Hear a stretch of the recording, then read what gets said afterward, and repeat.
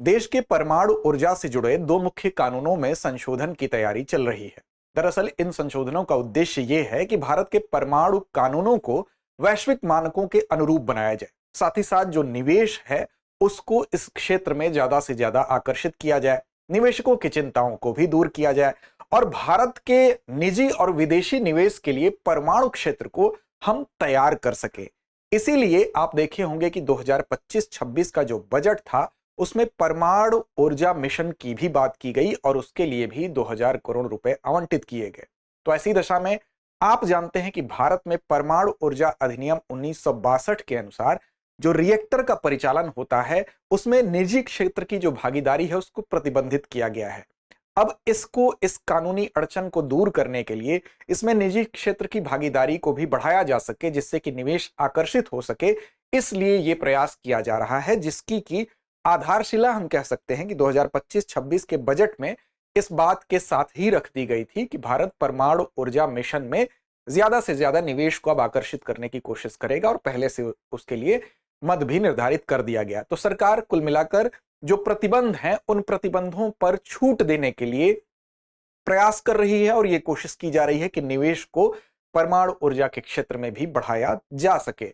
इस तरह से इसी विषय पर आज हम बात करेंगे, क्योंकि भारत बढ़ रहा है किसकी तरफ? तो भारत बढ़ रहा है जो न्यूक्लियर पावर है, यानी न्यूक्लियर पावर के क्षेत्र में जो प्रतिबंध थे निजी क्षेत्र के निवेश को लेकर उसको आसान बनाने की दिशा में।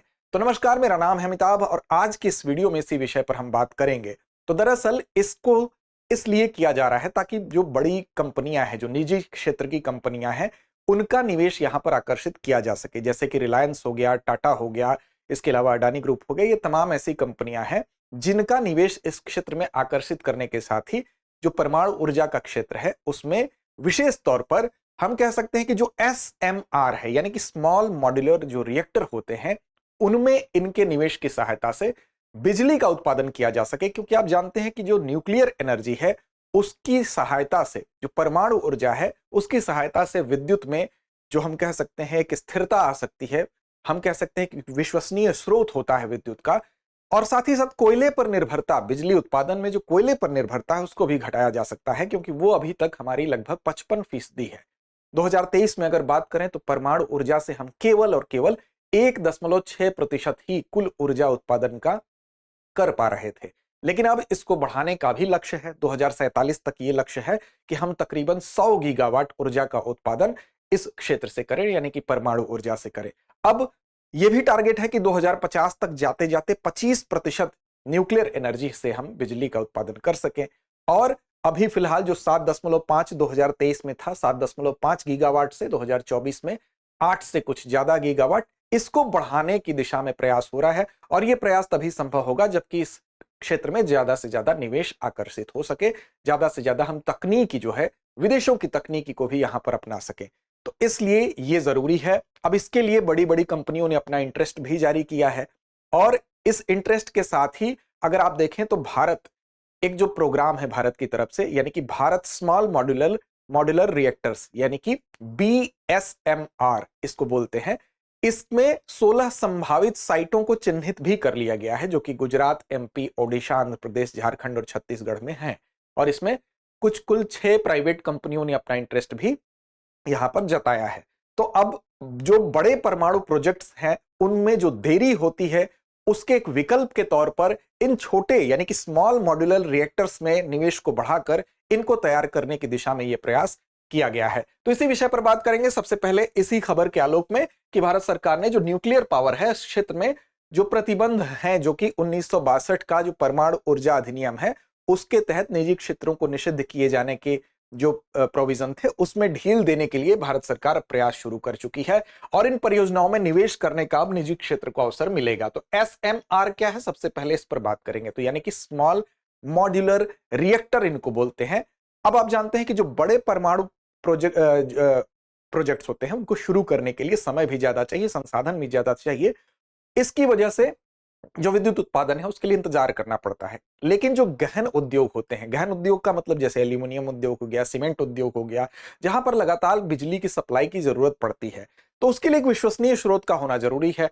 और इस स्रोत के लिए स्मॉल मॉड्यूलर रिएक्टर जो होते हैं, यानी कि छोटे मॉड्यूलर रिएक्टर जो होते हैं, जिनकी क्षमता जरूर कम होती है, लेकिन इनके द्वारा एक विश्वसनीय स्रोत को हम स्टैब्लिश कर सकते हैं।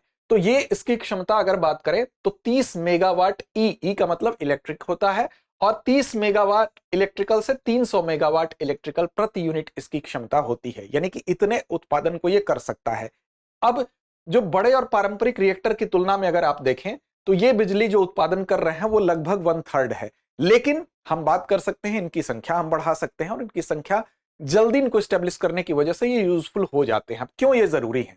जरूरी इसलिए है, एक तो बड़े परमाणु प्रोजेक्ट्स में जो विलंब होता है उसकी वजह से ये जल्दी तैयार हो सकते हैं।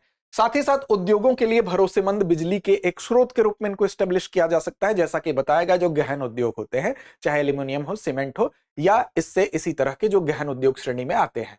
इसके अलावा नवीकरणीय ऊर्जा जो है उसका जो स्रोत है वो उसका विकल्प सीमित है, यानी कि सौर ऊर्जा हर जगह, सौर ऊर्जा बराबर मात्रा में हर मौसम में उपलब्ध रहे ये जरूरी नहीं है। विंड एनर्जी की भी बात करें, इसके लिए भी यही बात लागू होती है। तो इस तरह से नवीकरणीय ऊर्जा का जो सीमित विकल्प है उसकी वजह से भी जो न्यूक्लियर एनर्जी है वो यूजफुल हो सकता है। साथ ही साथ वैश्विक जो टेक कंपनियों में जो मांग इधर बीच देखी गई है, न्यूक्लियर एनर्जी पर जो डिपेंडेंसी देखी गई है, वो भी इस दिशा में सोचने पर मजबूर कर रही है। चाहे माइक्रोसॉफ्ट हो, चाहे गूगल हो, उन्होंने न्यूक्लियर एनर्जी पर विश्वास जताया है। तो इसलिए जो स्मॉल मॉड्यूलर रिएक्टर होते हैं, हम कह सकते हैं कि समय की भी बचत करेंगे, उद्योगों के लिए एक भरोसेमंद स्रोत भी बनेंगे, नवीकरणीय ऊर्जा के सीमित विकल्प के जगह पर एक विकल्प भी उपस्थित करेंगे, और वैश्विक टेक कंपनियों की मांग ने हाल ही में इस दिशा में सोचने पर और ज्यादा मजबूर कर दिया है। अब देखिए, इसका उद्देश्य क्या है? उद्देश्य यह है कि भारत को स्मॉल मॉड्यूलर जो रिएक्टर होते हैं उसकी निर्माण श्रृंखला, यानी कि मैन्युफैक्चरिंग वैल्यू चेन में शामिल करना, यानी कि भारत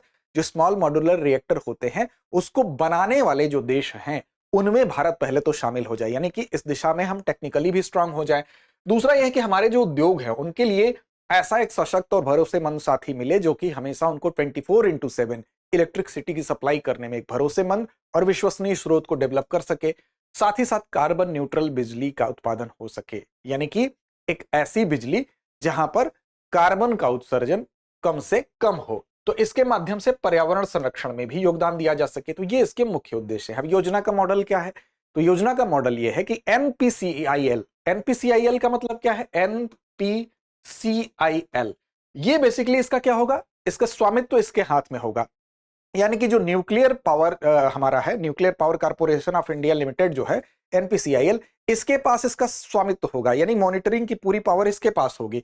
अब यही इसका क्या करेगा? संचालन करेगा, और यही इसके पूरे संपत्ति का ओनरशिप इसी के पास होगा। लेकिन निजी कंपनियां कैसे भागीदार करेंगी? तो निजी कंपनियां इसमें क्या करेंगी? इन्वेस्ट करेंगी। कैसे इन्वेस्ट करेंगी? तो जो भी ये प्रोजेक्ट शुरू होगा, शुरू से लेके प्रोजेक्ट के अंत तक जो भी खर्च होगा उसके लिए निजी कंपनियों को अब इसमें इन्वेस्ट करना पड़ेगा। अब उसमें निजी कंपनी किसको मौका मिलेगा? तो इसमें बोली लगवाई जाएगी। जो निजी कंपनी बोली लगाएगी, जो उसमें सिलेक्ट होगी, वो कंपनी क्या करेगी? बोली जीतेगी, वो इसमें इन्वेस्ट करेगी, और बदले में उसको क्या मिलेगा? तो इस निजी कंपनी को बदले में बेनिफिशियल राइट्स मिलेंगे, यानी कि उससे बिजली की सप्लाई मिलेगी इसको।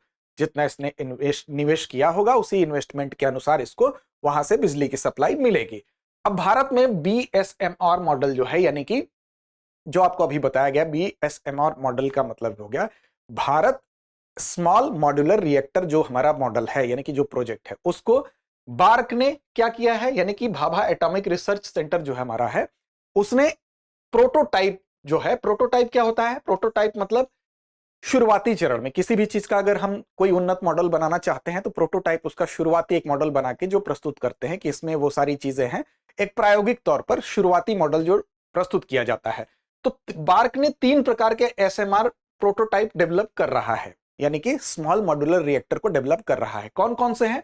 तो पहला बीएसएमआर, जो कि 200 मेगावाट इलेक्ट्रिक जिसकी क्षमता है, यानी कि इसमें क्या होगा? तो लाइट वाटर रिएक्टर होगा, पीडब्ल्यूआर इसको बोलते हैं। दूसरा है बीएसआर, 220 मेगावाट इलेक्ट्रिकल इसकी पावर होगी, पीएचडब्ल्यूआर आधारित होगा। और तीसरा है एसएमआर 55, ये 55 मेगावाट इलेक्ट्रिकल इसकी पावर होगी, लाइट वाटर रिएक्टर। अब देखिए यहां पर PWR और PHWR ये दो चीज आपको थोड़ा सा दिग्भ्रमित कर रही होगी। तो देखिए जो PWR होता है वो क्या होता है, प्रेशराइज्ड वाटर रिएक्टर, यानी कि इसमें जो शीतलक इस्तेमाल किया जाता है वो क्या होता है, वो प्रेशराइज्ड वाटर होता है। वहीं पर जब PHWR आधारित अगर लिखा है तो इसका मतलब प्रेशराइज्ड हैवी वाटर रिएक्टर, यानी कि जो D2O, हैवी वाटर क्या होता है, D2O होता है, यानी कि जो भारी जल होता है उसका इस्तेमाल इसमें किया जाएगा। तो PWR ये और ये होंगे, और जो PHWR है वो BSR होगा, यानी कि BSMR, BSR और SMR 55 ये तीन किसके द्वारा प्रोटोटाइप डेवलप किए जा रहे हैं, बार्क के द्वारा, यानी कि इस दिशा में हम काम कर रहे हैं। अब स्मॉल मॉड्यूलर जो रिएक्टर्स हैं उसके लिए सबसे पहले एक सैद्धांतिक ढांचा यानी कि कॉन्सेप्चुअल डिजाइन तैयार की जाती है। फिर उस कॉन्सेप्चुअल डिजाइन में क्या होता है, एक शुरुआती खाका होता है, उस पर काम होता है। उसके बाद फिर से डिटेल डिजाइनिंग पर जाते हैं, यानी कि हर सेगमेंट की डिजाइनिंग के लिए विस्तार से उस पर खाका तैयार होता है, काम होता है। फिर उसके बाद हम एडवांस स्टेज में पहुंचते हैं जहां पर बहुत ज्यादा माइनर चीजें देखी जाती हैं, और फिर डिमॉन्स्ट्रेशन यूनिट यानी कि जो प्रस्तुत किया जाता है, एक यूनिट जो दिखाया जाता है, हम कह सकते हैं कि ये सारी चीजें तैयार हो गई, सिद्धांत पर काम हो गया, अब जो चीज हम चलाकर दिखाएंगे कि हाँ ये चीज अब प्रस्तुत की जा रही है, सामने दिख रही है वो कार्यकारी रूप में, तो उसको कहते हैं डिमॉन्स्ट्रेशन यूनिट। तो ये क्रमशः चरण होता है। तो हम अगर बात करें तो कॉन्सेप्चुअल और डिटेल डिजाइनिंग हमारे उन्नत चरण में पहुंच चुके हैं, यानी कि अब हम इन दोनों चरण को पार करके एडवांस स्टेज में पहुंच चुके हैं, और ये माना जा रहा है कि 60 से 72 महीनों में जो डिमॉन्स्ट्रेशन यूनिट है, यानी कि जिसको हम चलाकर दिखाएंगे, वो तैयार हो जाएगा। और यहां पर यह भी कोशिश करने के लिए विचार किया जा रहा है कि जो यूएस है, रूस है जैसे देशों से जो टेक्निकल सहयोग है वो भी हम ले सकें, ताकि अब इसके लिए दिक्कत क्या आ रही है, तो इसके लिए दिक्कत आ रही है कानूनी और नियामक आधार हमारे पास तैयार नहीं है लेने के लिए यह सहायता। तो निवेशकों की चिंताएं कैसे दूर होंगी, जब सरकार ये वादा कर रही है कि जो विधायी व्यवस्था है इसके लिए वो भी बना दी जाएगी, ताकि निजी जो क्षेत्र है वहां से हम निवेश भी कर सके, और साथ साथ यहां पर जो तकनीकी सहयोग की बात की जा रही है इसमें भी कहीं से भी जो विधायी हम कह सकते हैं सहायता है वो बाधा न बन सके। अब वैश्विक परिदृश्य की अगर बात करें, पूरे विश्व में कहां कहां पर इस तरह के एसएमआरस जो हैं वो संचालित हो रहे हैं, तो देखिए वर्तमान में दुनिया भर में स्मॉल मॉड्यूलर रिएक्टर के संचालन की अगर बात करेंगे तो रूस और चीन का नाम है, दो जगह ये संचालित हो रहे हैं।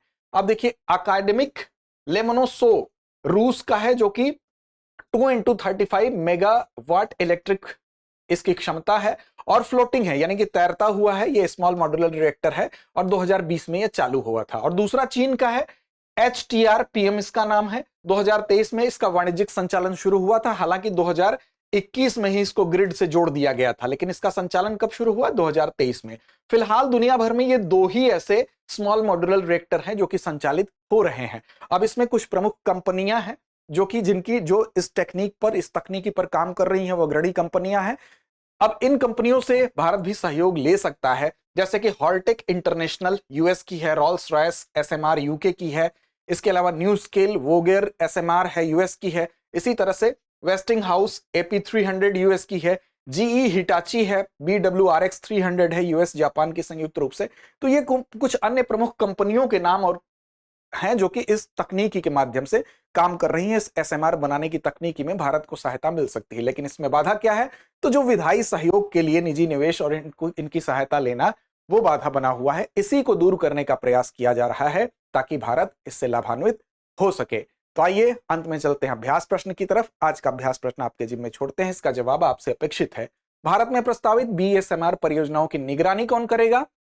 विकल्प आपके सामने है, बार्क, एनपीसीआईएल, डीआरडीओ या नीति आयोग। तो इस प्रश्न का जवाब कमेंट बॉक्स में देना ना भूलें। लड़ते रहें, अपने लक्ष्य की ओर बढ़ते रहें। अब एग्जाम की तैयारी को और बेहतर करने के लिए हमारे चैनल को लाइक, शेयर और सब्सक्राइब करना ना भूलें।